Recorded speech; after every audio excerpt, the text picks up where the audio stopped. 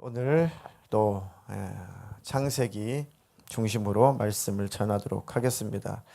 창세기 1장부터 11장까지는 단 한 자도 빠지면 안 됩니다. 단 하루도, 단 한 자도 빠뜨리지 말고 꼭꼭 씹어서 말씀을 드셔야 됩니다. 네, 오늘 창세기 6장 5절로 8절, 창세기 6장 5절로 8절 본문을 대독하겠습니다.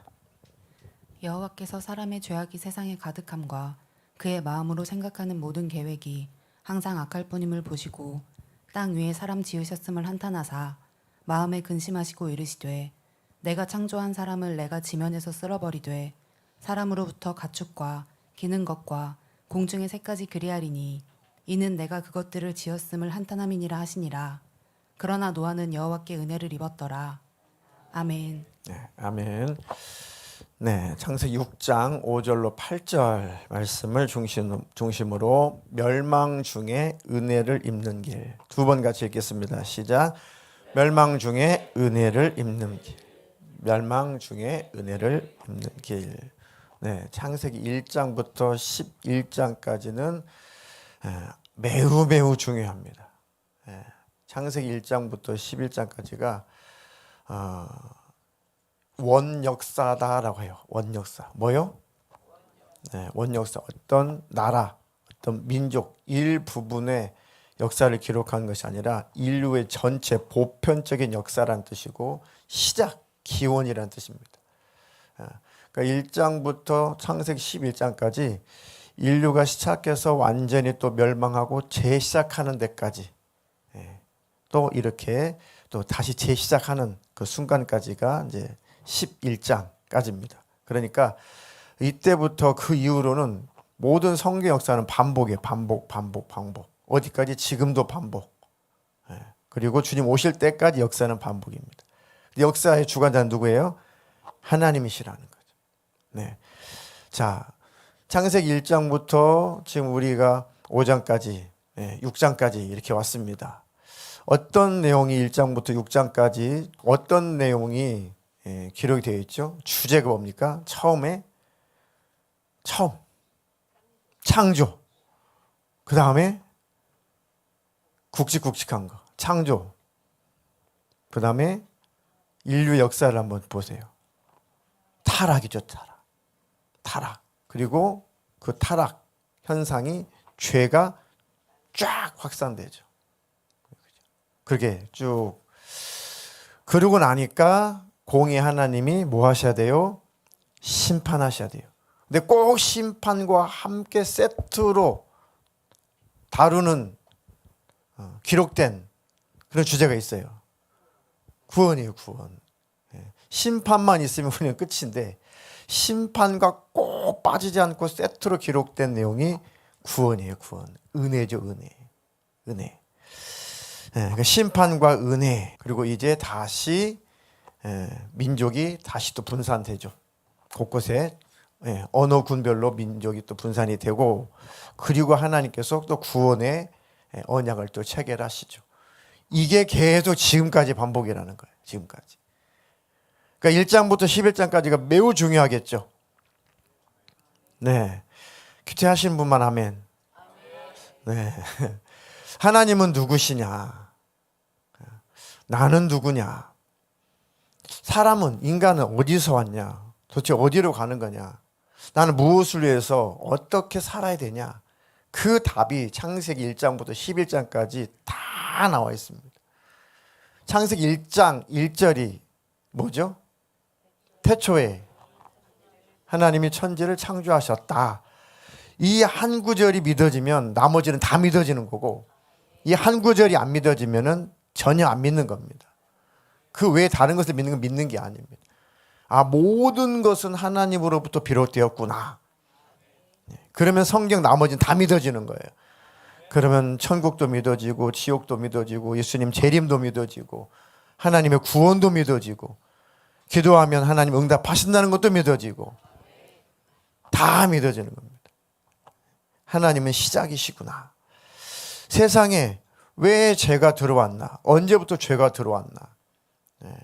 많은 철학자들이 고민하는 것.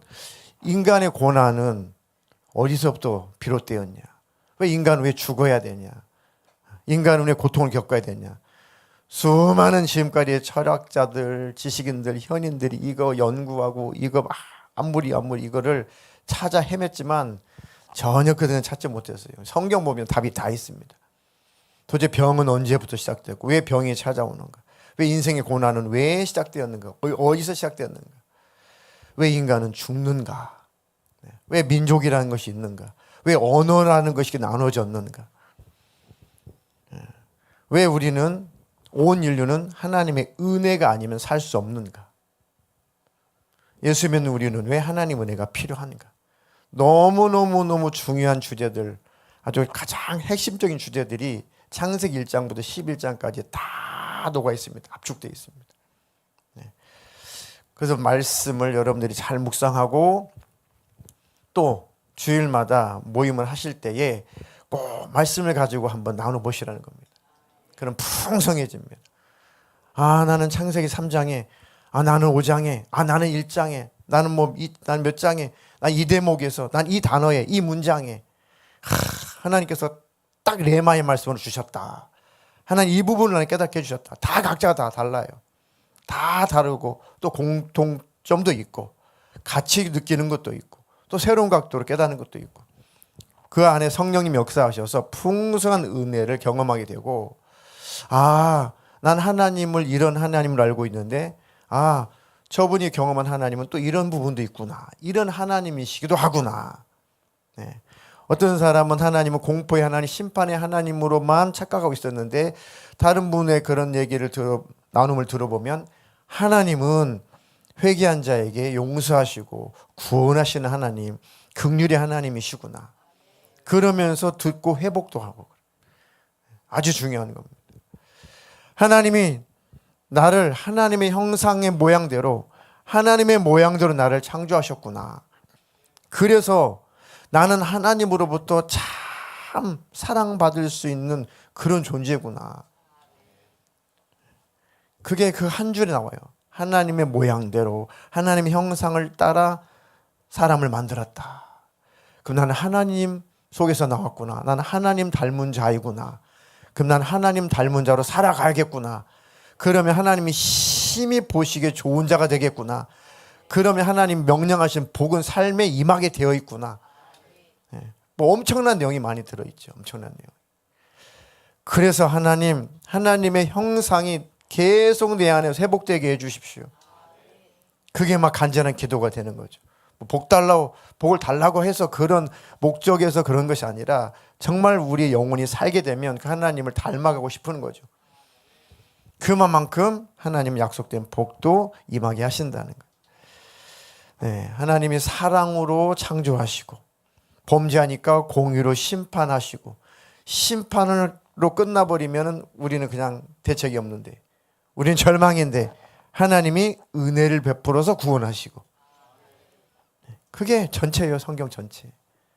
주님 오실 때까지 이 스토리란 말입니다. 네. 뻔한 내용이에요. 성경은. 그죠? 뻔한 내용. 뻔한 내용이 누구 영혼을 살렸어요? 내 영혼을 살렸습니다. 뻔한 것이 내 영혼을 살렸습니다. 우리는 늘 뻔한 밥을 먹죠. 뻔한 밥을 먹죠. 네, 그 뻔한 밥이 나를 살리잖아요. 네. 예수 얘기 뻔하죠. 그 뻔한 예수가 우리를 살린 거라니까요. 그래서 기독교는 예수 빠지면 없는 거예요. 네. 십자가의 은혜 빠지면 없는 겁니다.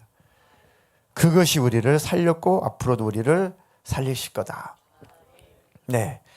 그 세상은 이제 보면 창세기를 보니까 5장, 6장, 7장, 8장, 9장까지 쭉 보니까 이제 하나님은 강력한 공의 하나님으로 나타나시죠. 근데 그 속에서도 계속 뭐가 녹아 있어요? 하나님의 은혜, 하나님의 자비, 하나님의 언약, 하나님께서 베푸신 구원이 더 강력하게 녹아 있습니다. 한쪽만 보면 무서운 하나님, 두려운 하나님, 나를 죽이는 하나님, 심판 하나님, 멸망시키는 하나님, 망하게 하는 하나님. 이쪽으로만 가면은 영원히 하나님과 멀어지는 것이고 그 가운데서도 사랑의 하나님, 기회 주신 하나님, 나를 건지신 하나님, 끝까지 나를 책임지신 하나님, 그 하나님을 건져내야 돼요. 그 하나님의 은혜를 건져내야 됩니다. 말씀의 샘에서 그 생명수를 길러내야 됩니다. 노아 홍수 사건을 통해서 아이고 다 망했네, 그 수십억이 다 죽었다고, 아이고 이게 아니에요. 아니면 그 메시지가 주가 아니에요. 핵심이 아니에요. 그 가운데서도 하나님은 건지시는구나. 그 가운데서 하나님 살리시는구나. 이 상황 속에서 너는 살아라. 멸망 속에서도 너희는 건짐을 받아라. 길이 있다, 방법이 있다.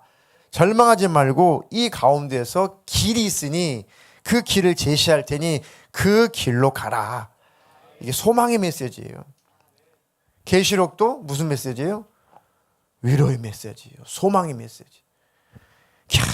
주님의 은혜, 주님의 그 사랑 꼭 붙들고 승리하자. 뭘 소망하자? 주님 다시 오신다. 죽으면 천국이다. 결국은 내 영혼은 하나님 나라 들어간다.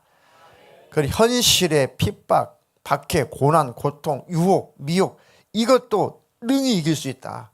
천국을 소망하면, 주님 다시 오실 것을 바라보면 능히 우리는 승리할 수 있다. 그러니 이 세상에서 어떤 역경과 환난과 어려움이 찾아올지라도 주님을 바라보고 소망하면서 승리하자. 그리고 주님께서 내가 꼭 데려갈게. 내가 꼭 너 데리러 갈게. 너 절대 포기하지 마. 너 절대 내 손 놓지 마. 너 절대 절망하지 마. 꼭 내가 너 건지러 갈 거야. 그 약속을 붙잡는 거죠. 지금 노아 홍수 사건도 하나님께서 지금 그 말씀을 우리에게 주시는 겁니다. 세상은 공의로 끝날 것이지만 그 가운데에서도 하나님의 은혜를 받은 자가 있다는 거죠. 결국은 하나님은 은혜로 세상을 마감하는 거예요. 반대로 은혜 밖에 있는 자는 심판으로 마감하는 거겠죠. 지금 어느 때예요? 고린도후서 6장 2절에 있는 말씀처럼 보라, 지금은 은혜 받을 만한 때예요. 지금은 구원의 날이다. 지금. 그래서 주님이 오시기 전, 노아 때와 똑같아요. 주님이 오시기 전 지금이 은혜 받을 만한 때다. 지금은 하나님의 은혜를 베풀어 주시는 때예요. 지금은 누구든지 구원하시는 때예요. 그러니까 지금이 기회구나. 주님 오시기 전 지금이 기회다. 늘 우리는 구원 안에 있어야 되고 하나님의 은혜 안에 있어야 된다. 신약을 살아가는 마지막 말세를 살아가는 우리에게 이 홍수 사건, 대홍수 사건은 너무너무 중요한 겁니다. 모든 말씀이 중요하지만 우리는 지금 늘 항상 하나님 안에 있어야 된다. 자, 성경에 보면은 아담, 가인, 아벨, 셋, 그게 되죠. 아벨은 죽었어요. 그래서 가인의 후손들 쭉 번성, 그다음에 셋의 후손이 쭉 번성, 쭉 가죠. 그런데 가인의 후손은 뭐 그렇다고 쳐도 하나님의 아들들이라고 표현하는 이 하나님을 예배하는 이 셋 계열들, 하나님을 예배하는 하나님 안에 있는 그들을 이제 셋 계열이라고 합니다. 하나님의 아들들이라고 표현했어요. 소위 혈통이 아니라 셋 계열이라고 하는 것은 하나님 안에 있는 자들, 하나님을 예배하는 자들을 셋 계열이라고 해요. 셋 후손만 구원받았다는 것이 아니라 반대로 가인 계열은 하나님 없는 자들, 하나님 섬기지 않는 자들, 하나님 예배하지 않는 자들, 하나님 밖에 있는 자들을 가인 계열이라고 하는데 그때부터 지금까지 이 흐름은 여전하다는 거죠. 지금으로 한번 적용을 해볼까요? 예수 안에 있는 자, 예수 밖에 있는 자, 그죠? 구원받은 자, 구원받지 못한 자, 오른편에 있는 자, 왼편에 있는 자, 죽은 자와 산 자. 그때나 지금이나 그 두 개의 흐름은 똑같아요. 생명을 얻은 자와 아직도 생명 얻지 못한 자, 주님 오시면 들림 받을 자와 남겨질 자. 그 가인 계열과 셋 계열은 창세기 때부터 지금까지 쭉 흘러오고 있다는 거죠. 그 성경을 보면 참 재밌어요. 그리고 말씀드렸죠. 언젠가 여러분들 말씀을 꾸준히 인내하고 포기하지 않고 하여튼 너무 힘들어 읽고만 지나갈지라도 포기하지 않으면 어느 날 성령 하나님 역사하셔가지고 성경이 이쪽 저쪽 동서남북 이곳 저곳 창세기부터 계시록까지 이렇게 막 조립이 되는 상황이 벌어져요. 여러분들에게 연결되어서 이 말씀이 이런 뜻이었구나. 여기서 신약에서 하시는 이 말씀이 이런 또 뜻이었구나. 그러면서 성경이 막 여러분들이 더 열리기 시작합니다. 재미있을 겁니다. 네. 지금도 재미있으시죠? 네. 자, 올해는 내 얘기 안 하니까 걱정하지 마세요. 내년에 내 얘기 할 거니까. 네. 걱정 마시고. 네. 끝까지 한번 잘 가보시기 바라겠습니다. 네. 그럼 세상은 언제 하나님의 공의로 심판하시냐? 또는 세상은 언제 그러면 멸망이 찾아오냐? 가만 봤더니 가인 계열이 쭉 흘러와요. 또 무슨 계열이 흘러와요? 셋 계열이 흘러가요. 가인 계열은 어차피 하나님을 대적하는 자고 하나님 없이 사는 자들이고 하나님 밖에 있는 사람들이니까 뭐 그렇다고 쳐도 문제는 뭐예요? 하나님의 시선 어디 있어요? 셋 계열이 있는 거예요, 사실. 세상이 뭐 타락하고 어쩌고 저쩌고 다 필요 없고요. 하나님의 시선은 누구에게 있어요? 지금 우리에게 있는 거예요. 우리에게. 그러니까 우리마저 무너지면 셋 계열마저 무너지면 세상은 심판인 거예요. 이제. 더 이상 기대할 게 없잖아요. 교회가 무너져 버리면 끝나는 거예요. 기독교인이 무너지면 세상 끝나는 겁니다. 그 셋 계열이 무너지면 심판이 와요. 야, 셋 계열 하나님 예배하는 자 쭉 족보가 흘러요. 그런데 이제 대홍수 사건 쭉 와보니까 셋 계열 하나님을 예배하는 그 셋 계열마저도 무너져 버려요. 그리고 심판이 와요. 왜? 하나님이 더 이상 기대가 안 되니까. 세상 사람을 중심으로 하나님 역사를 주관하지 않아요. 우리를 중심으로 주관하죠. 우리가 하나님의 소망인 거죠. 교회가 하나님의 소망인 겁니다. 그래서 세상은 언제 멸망 오냐? 교회가 다 타락해버리면, 기독교인들이 다 타락하면, 이 영적으로 셋 계열이 무너지면 종말이다. 주님은 오시는 거구나. 노아 때도 그랬고 지금도 그렇고. 근데 너무 비슷하죠, 상황이. 너무 똑같죠. 노아의 때나 지금이나 너무 상황이 비슷하죠. 한번 볼까요? 자, 본문 6장 5절로 7절까지만 먼저 한번 차근차근 보겠습니다. 자, 여호와께서 사람의 죄악이 세상에 가득함과, 그때 당시에 사람의 죄악이 세상에 가득했다. 그때 현재 또 미래를 보니까 그 마음으로 생각하는 모든 계획이, 미래도 항상 악할 뿐임을 내다보시고, 그러니까 현재도 심각한데 미래도 기대할 것이 없다, 이게 얘기죠. 그럼 기다릴 필요가 없잖아요. 이 말씀은 또 홍수 사건 이후에 또 한 번 또 반복이 돼요. 어릴 때부터 이제 악하다고 이제 표현을 하죠. 그러니까 다음 세대도 보니까 기대할 만하지 못하다. 그러니까 더 이상 다음 세대를 기대할 수 없으니 하나님은 심판으로 끝내시는 거죠. 끝내시는 거죠. 다음 세대, 이어지는 세대가 계속 있어야 돼요, 교회는. 네. 자, 6절에 땅 위에 사람 지으셨음을 한탄하사 마음에 근심하시고, 하나님 말씀하시죠. 이르시되 내가 창조한 사람을 내가 지면에서 쓸어버리되 사람으로부터 가축과 기른 것과 공중의 새까지 그리하리니 이는 내가 그것들을 지었음을 한탄함이니라 하시니라. 이것은 하나님의 실패가 아니에요. 절대 하나님의 실패가 아니고 사람의 실패를 말하고 있는 겁니다.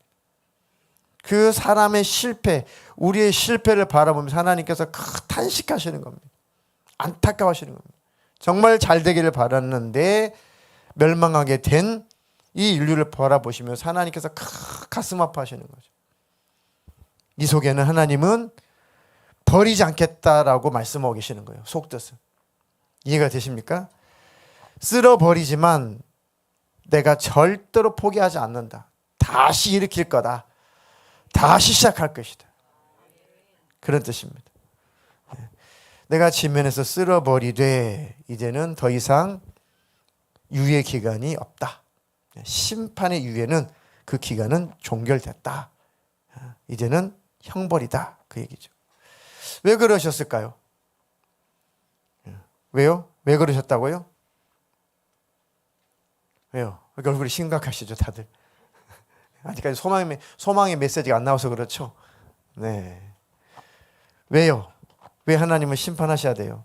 자, 그럴 수밖에 없는 이유가 하나님의 더 이상 기대가 없다. 어느 계열이? 가인 계열이요? 셋 계열이.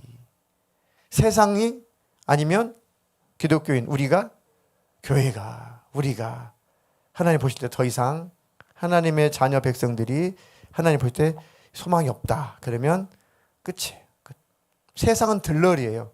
우리를 위한 세상은 들러리라니까요. 우리가 주인공이에요, 세상에서. 네. 자, 그럼 6장 1절, 2절 한번 봅시다.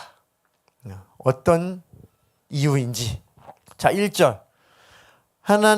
사람이 땅 위에 번성하기 시작할 때, 자, 이 번성이라는 단어가 나와요. 그렇죠? 하나님께서 아담과 하와 사람, 남자 여자를 지으시고 뭐라고 말씀하셔요? 복 주시면서 생육하고 번성하라. 여기서 생육하고 번성은 어떤 의미예요? 어떤 의도시죠? 하나님 안에서 하나님의 그 풍성한 은혜와 사랑을 마음껏 누려라. 마음껏 누려라고 하면은 너희만 누리지 말고 너희를 통해서 태어난 모든 후손들이 풍성하게 다 누리게 해라라는 번성이에요. 하나님 안에서 번성이죠. 근데 지금 여기에서는 사람이 땅 위에서 번성하기 시작할 때 사람이 땅 위에서 번성하기 시작했다. 이거 뭐예요? 하나님 없이, 하나님 없는 번영입니다. 하나님이 없는 번성, 하나님 없는 부귀영화, 하나님이 없는 형통, 하나님 없는 성공. 그걸 말하고 있는 겁니다. 자, 그들에게서 하나님이 없는, 하나님 섬기지 않는, 하나님 떠난 그들에게서 뭐가 나요? 딸들이 났대요. 딸들이. 근데 그 딸들이 어떻다는 거예요? 심히 아름다워. 심히. 자, 하나님의 아들들, 사람의 딸들, 이 뭘 의미하는 걸까요? 하나님의 아들들. 하나님의 씨, 하나님의 생명이 있는 자. 아들 하면 씨죠. 하나님의 생명이 있는 자들이 사람에 따른 뭐예요? 하나님과 사람의 비교, 대조에 있어요. 사람은 여기서 하나님의 생명에서 떠난 자들. 그죠? 세상적 가치만을 추구하며 사는 사람들, 그 세상 사람. 그 세상 사람들, 세상의 딸들이 너무 이뻐요, 너무 이뻐. 그 아름다움을 보고, 뭐 아름다운 게 죄는 아니고 아름다운 게 나쁜 것도 아니죠. 근데 문제가 있어요. 자기들이 좋아하는 모든 여자를 아내로 삼는지라. 하나님이 없으면 공허해서 그래요. 하나님이 없으면 너무 공허해요. 그러니까 뭔가 좀 이렇게 칭찬받고 싶고, 뭔가 사랑받고 싶고, 뭔가 인정받고 싶고 하는 그런 욕구들이 있다 보니까 마음이 이제 허하니까 자꾸 그런 것들을 꾸미는 거예요. 그죠? 치장하고 또 외모만 가꾸고. 그러니까 예의 차린 것은 괜찮다 했어요. 그런데 그 수준이 아니라 너무 허해서 이 나르시즘, 자기 모습을 계속 보고 자기가 신이 되는 거예요. 그러다 보면 더욱더 깊은 공허 속으로 들어가고 더욱더 깊은 질병 속으로 들어갑니다. 그래서 하나님이 답이에요. 하나님을 모시고 살면 그런 현상들이 싹 사라집니다. 그걸 다 후회해요. 내가 왜 그랬을까 과거에. 이렇게 하나님 만나니까 마음이 행복한데, 하나님 만나니까 공허함이 없는데, 하나님 만나는데, 아니 하나님 만나면 외로울 시간이 있어요? 외로울 시간이 없어요. 외로울 시간이. 고독은 즐기는 거고 외로움은 병이에요. 하나님 만나면 외로울 시간이 어디 있어요? 하나님과 함께 있는데 그 시간마저도 감사하잖아요. 하나님과 독대할 수 있는 그 고독을 즐길 수 있는 게 참 행복하기도 해야죠. 네. 근데 그것이 없으면 자꾸 속이 허하기 때문에 다른 것으로 채우려고 합니다. 외모뿐만 아니라 돈, 명예 이런 것들로. 뭐 친구, 사람. 정신없이 사람 쫓아다니죠. 정신없이 사람 만나죠. 저와 여러분들은 예수로 심령이 채워졌으니 그럴 일이 없는 사람이 됐다. 네. 가만 보니까 이게 어디서부터 시작됐나 했더니 이 죄의 시작이라고 하는 게 늘 같은 패턴인데 창세기 3장으로 처음에 범죄했던 그때로 한번 거슬러 올라가 보니까 이렇게 기록되어 있어요. 창세기 3장 6절 다 같이 한번 읽어볼까요? 시작. 본즉 먹음직도 하고 보암직도 하고 지혜롭게 할 만큼 탐스럽게 한 나무인지라. 여자가 그 열매를 따먹고 자기와 함께 있는 남편에게도 주매 그도 먹은지라. 똑같죠? 이 하나님의 아들들이 사람의 딸들을 보고 그 아름다움을 보고 모든 여자를 얻었다. 모든 여자들을 아내로 삼았다. 그 패턴이나 하와가 나무를 본즉 보니까 참 아름답게 보여. 보암직도 하죠. 자, 지혜롭게 탐스럽게 할 만큼 이렇게 보여요. 유혹받고 미혹당하고 그 열매를 취하죠. 그 열매를 얻죠. 여자를 얻죠. 그 열매를 따먹고 자기와 함께 있는 남편에게도 주니까 그 남편도 받아 먹고 취하고 얻고 똑같습니다. 패턴이 이게. 그래서 우리는 눈 조심해야겠다. 눈을 통해서 미혹, 유혹이 되니까. 네. 생각 조심해야겠다. 생각. 그리고 입 조심해야겠다. 그리고 죄를 나눠주죠. 하와가 남편에게 죄를 나눠주죠. 손 조심해야겠다. 나 때문에 다른 사람이 죄 짓지 않게 해야겠다. 내 입술 때문에 다른 사람이 죄 짓지 않게 해야겠다. 내 생각을 조심해야겠다. 입술을 조심해야겠다. 그래서 언행심사를 잘못한 게 죄예요. 언행심사를 잘못한 것을 죄라고 하는 겁니다. 거기서 모든 죄가 다 파생됩니다. 유혹, 미혹, 그리고 하나님을 의심하는 의혹, 이런 것들이 죄의 뿌리였구나. 어디서 나왔나 이것들을. 왜 유혹을 받아요? 왜 미혹받습니까? 왜 유혹이 넘어가는 거예요? 왜 미혹이 넘어가는 겁니까? 더 깊이 뿌리를 찾아가 보면 모든 죄는 왜 유혹을 받아요? 왜 미혹돼요? 왜 유혹돼요? 욕심이 때문에. 욕심이에요. 모든 죄의 시작을 해서 욕심이에요. 욕심. 그다음에 교만.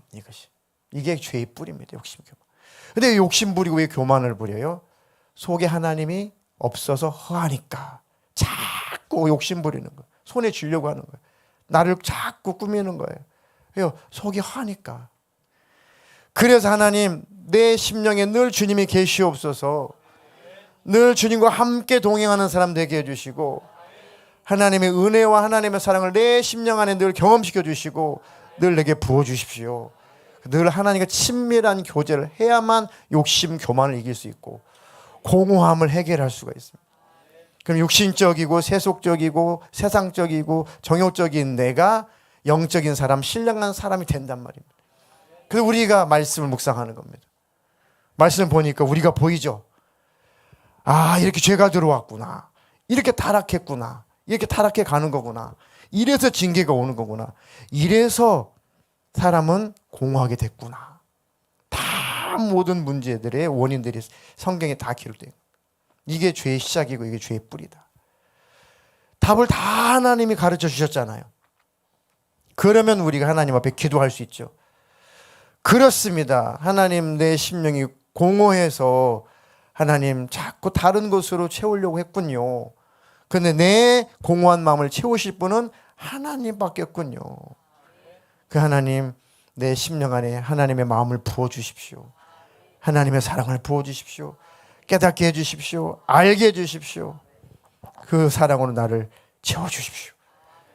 그러면 알게 되었을 때는 부르짖어 기도하게 되어 있습니다. 그럼 성령 하나님 역사하셔서 우리를 충만하게 하십니다. 배에서 뭐가 흘러넘쳐요? 생수의 강이 흘러넘치게 하십니다. 이게 성령의 충만함이죠. 충만. 하나님 나를 늘 성령으로 충만하게 해 주시옵소서. 거기에 거인족속 유명한 사람, 고대에 아주 명성 있는 사람들, 막 용사 이렇게 표현된 그런 부류가 나오죠. 네 어쩌고저쩌고.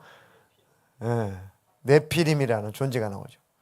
자, 네피림 권력 있는 그룹. 그 말도 맞고. 어제 누구랑 나눔하더니 좀 말해. 자, 네피림은 파괴하는 자, 남을 압제하는 자, 넘어뜨리는 자라는 뜻이 있습니다. 그래서 또 영적으로는 탈락된 자는 뜻도 있어요. 버림받은 자라는 뜻도 있습니다. 쌍벽이죠. 두 가지 의미가 같이 중의 의미가 있어요. 두 가지 이중적인 의미가 있습니다. 남을 넘어뜨리는 자, 쓰러뜨리는 자라는 뜻이 있고, 그래서 하나님께 버림받고 하나님의 은혜에서 떨어진 자라는 의미가 같이 있어요. 이게 네피림이라는 뜻입니다. 자, 6장 4절 다 같이 한번 읽어볼까요? 6장 4절 시작. 당시의 땅에는 네피림이 있었고 그 후에도 하나님의 아들들이 사람의 딸들에게로 들어와 자식을 낳았어. 그들은 용사라, 고대에 명성이 있는 사람들이었더라. 네, 용사다, 명성 있다, 좋은 의미로 표현된 것 같지만 좀 부정적인 의미로, 세속적인 의미로 표현된 겁니다. 세상적인 영웅, 세상에서의 영웅, 세상적인 명예, 세상적인 인기. 자, 하나님 밖에서 하나님 없는, 하나님을 제외시킨, 하나님이 없는 영웅, 하나님이 없는 명예, 하나님이 없는 인기, 그것을 추구하는 자. 자기 중심적인 사람, 자기만 아는 사람, 자기가 신인 사람, 자기를 숭배하는 사람, 그렇게 다 적용할 수가 있습니다. 세상을 이들이 지배하고 있습니다. 사탄의 하수인들이죠. 세상은 이런 힘에 의해서 움직이는 것처럼 보여요. 실제 세상이라는 것이, 그죠? 세상 권력, 세상에 있는 명성, 명예, 돈, 지식, 철학, 이런 것, 유행. 그런데 이것들은 다 하나님이 보실 때는 그냥 다 먼지예요, 먼지. 그냥 들러리 쓰는 거예요. 하나님이 뭔가 역사를 이루실 때 그것들은 도구들인 것 뿐이지 그것들이 역사의 중심은 아니다. 역사의 중심은 누구예요? 우리예요, 우리. 하나님 안에 있는 무슨 계열? 셋 계열. 우리가 주류예요, 주류. 네, 서로 보세요. 아, 우리가 주류다. 네, 우리가 주류예요. 네, 우리가. 영적으로 우리가 주류다. 인플루언서. 우리가 그들. 네. 이해되셨나요? 네. 자, 그때 당시 땅에는 네피림이 있었고 그 후에도 하나님의 아들들이 사람의 딸들에게로 들어와 자식을 낳았으니 용사다. 고대 명성 있는 사람들이다. 세상은 다 용사를 원해요. 히어로, 영웅들을 원합니다. 명성, 인기. 세상은 다 그거 쫓아가죠. 뭐가 없어서요? 심령에 하나님이 없어서. 그런데 영웅들이 만족해요? 많은 인기 있는 연예인들이 만족해요? 많은 명예를 얻은 사람들이 만족해요? 많은 지식을 얻은 사람이 만족해요? 그래도 지식인들 가운데 이어령 박사 같은 분들은 늦지막하게 예수 만나가지고 이 엄청난 나의 이런 지식이 다 빌려온 거구나. 내 것이 하나도 없구나. 이 땅에서 사는 것은 잠시 소풍에 온 것에 불과하구나. 그래도 극소수지만 그런 현인들이, 그런 지식인들이 예수님 만나게 되면 이렇게 고백을 하잖아요. 고백을 하잖아요. 자, 예수님의 경고를 한번 보십시오. 마태복음, 이제 신약으로 넘어갑니다. 마태복음 24장 37절 39절 읽겠습니다. 노아의 때와 같이 인자의 임함도 그러하리라. 홍수 전에 노아가 방주에 들어가던 날까지 사람들이 먹고 마시고 장가들고 시집가고 있으면서 홍수가 나서 그들을 다 멸하기까지 깨닫지 못하였으니 인자의 임함도 이와 같으리라. 네, 지금 어느 때를 언급하셨어요, 예수님이? 노아의 때. 그거 보십시오. 지금 천지창조 후에 세상이 한 바퀴 지나갔어요. 한 바퀴 돌았어요, 역사가. 그리고 또 반복이죠. 똑같아요, 반복이. 그러면 노아의 때와 같은 시기에 하나님이, 우리 예수님이 더 이상 기대할 것이 없다. 그래서 오신다는 거죠, 심판하러.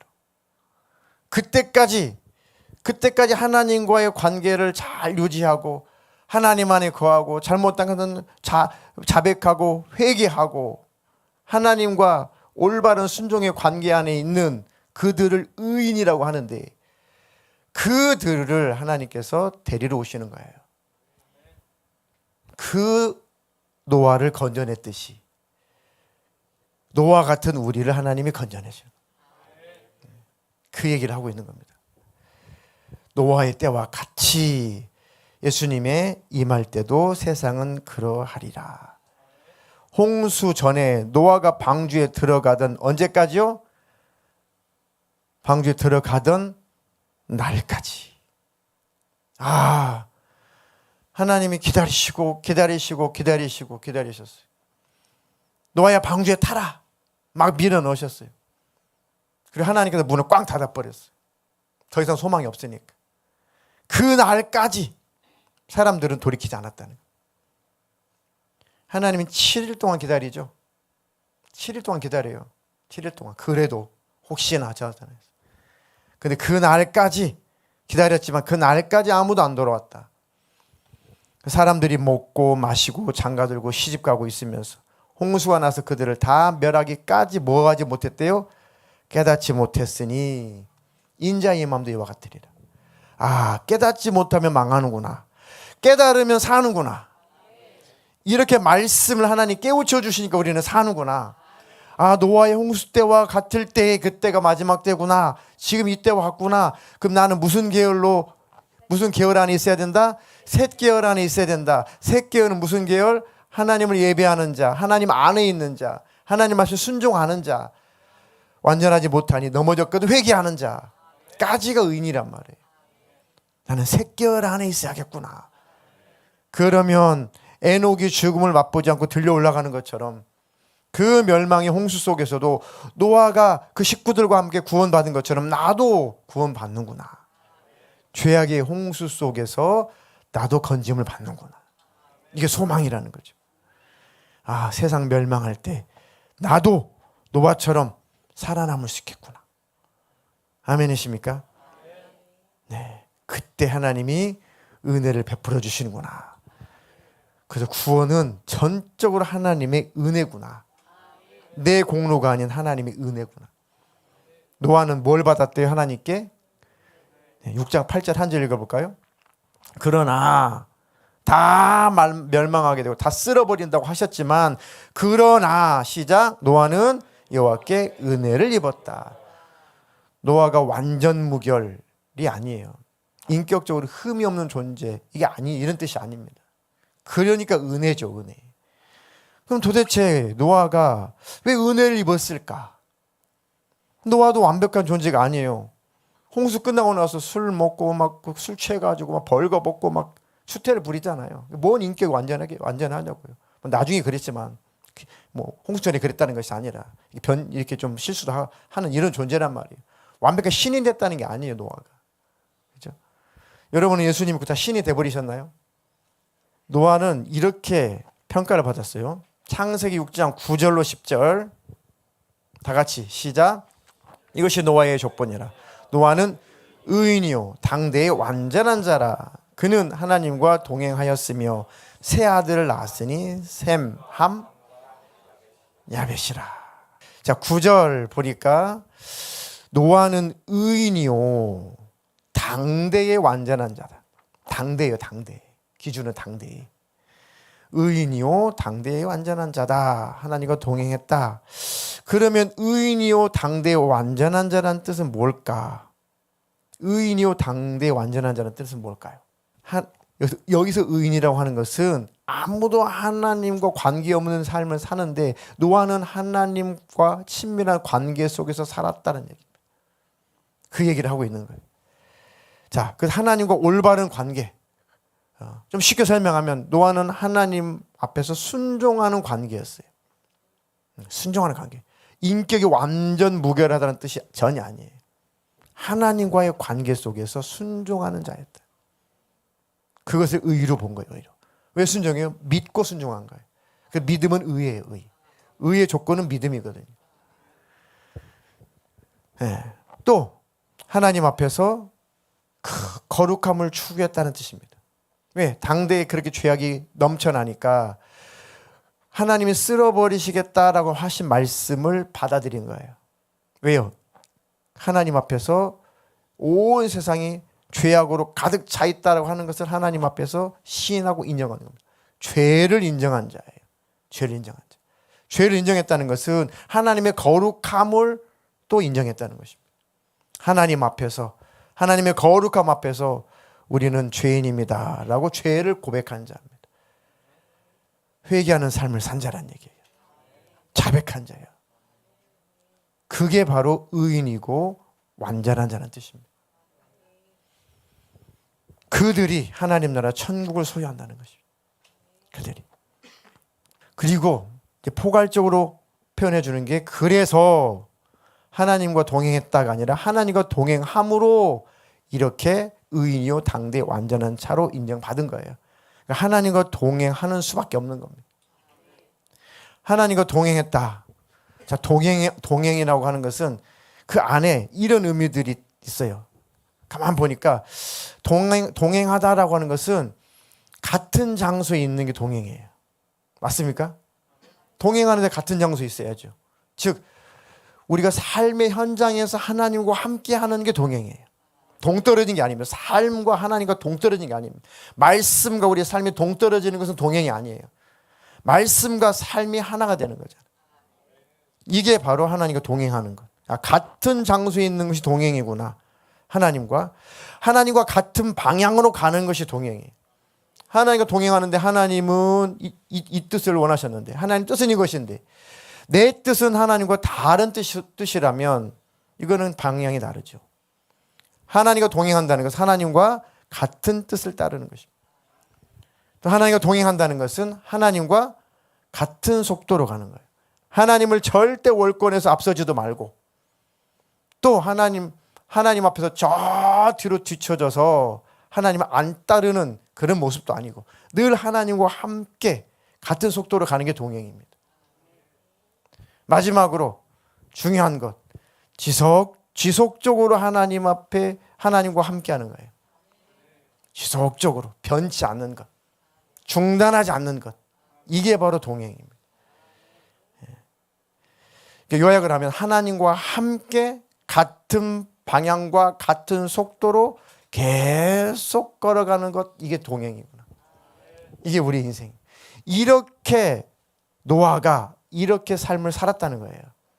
그래서 당대의 완전한 자고 의인이라고 하나님 앞에 인정을 받은 겁니다. 그 노아는 믿음을 가지고 있어서 그래요. 하나님 앞에. 하나님의 말씀을 제가 인정합니다.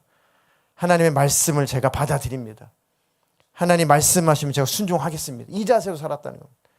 그 증거가 어디에 나와요? 6장 맨 마지막 절 22절. 여기 정리를 해주는 거죠. 자, 시작. 노아가 그와 같이 하여 하나님이 자기에게 명하신 대로 다 준행하였더라. 당대의 완전한 자, 의인, 이런 의미였구나. 순종한 자, 믿고 하나님 말씀에 순종하는 자. 이게 증거로 나타나죠. 배는 길이는 너비는 높이는 창은 어떻게 상중하 쭉 치수는 이렇게 그대로 순종하죠. 역청은 안팎으로 발라. 그 재질은 뭐예요? 목재는 고페르. 잣나무, 우리는 잣나무로 번역했죠. 잣나무, 고페르 뭐 그런 종류인 것 같아요. 하나님 말씀대로 아이고 하나님 뭐 잣나무나 뭐 고페르 나무나 뭐 소나무나 무슨 뭐 아이고 그냥 다른 걸로 할게요. 알아서 할게요. 일하기도 힘든데 그렇지 않고 그대로 준행했다는 것. 순종했다는 거죠. 순종은 곧 믿음이 있으니까 순종을 하는 거죠. 그래서 마지막으로 이 노아에 대해서 신학에서 히브리서 기자는 이렇게 표현한 겁니다. 자, 다 같이 히브리서 11장 7절 시작. 믿음으로 노아는 아직 보이지 않는 일에 경고하심을 받아 경외함으로 방주를 준비하여 그 집을 구원하였으니 이로 말미암아 세상을 정죄하고 믿음을 따르는 의의 상속자가 되었느니라.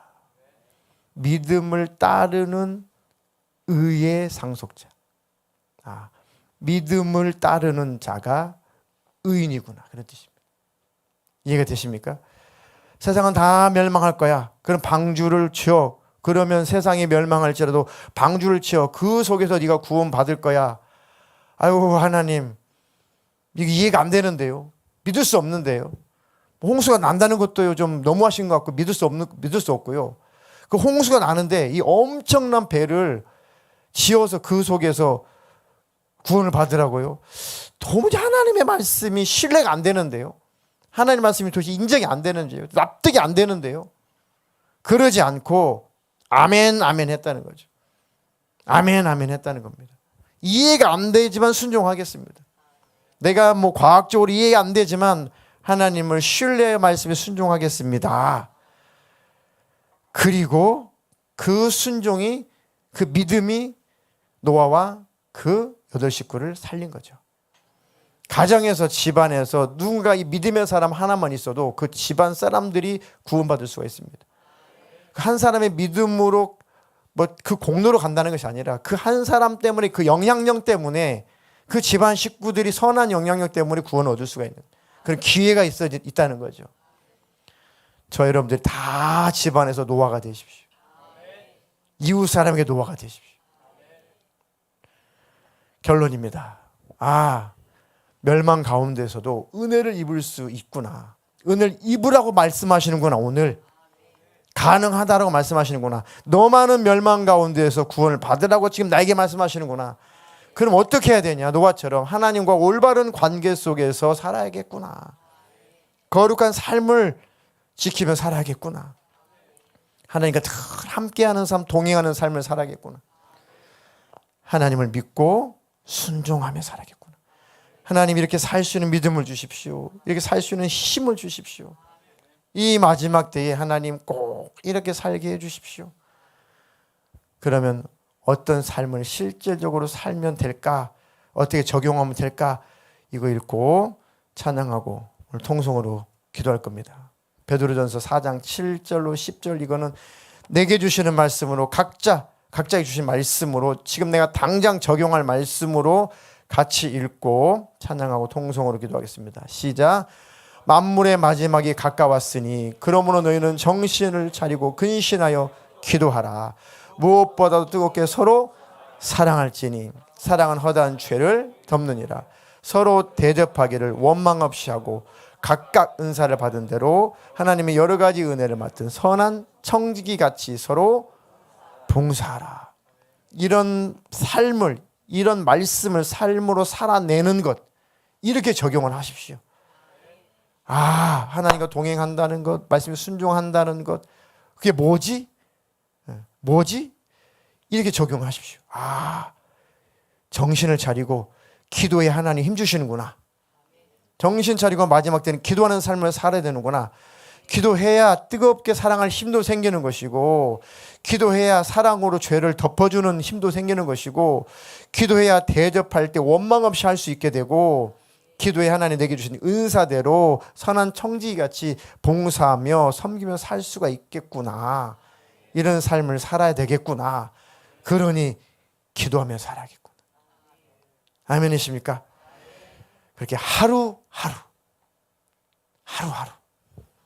내일도 말고 오늘 하루, 내일 하루 주셨으면 오늘 하루. 큐티는 몇 년 스케줄이에요? 6년 스케줄이에요. 6년 기억하라고 하지 말라고요? 하지 마라.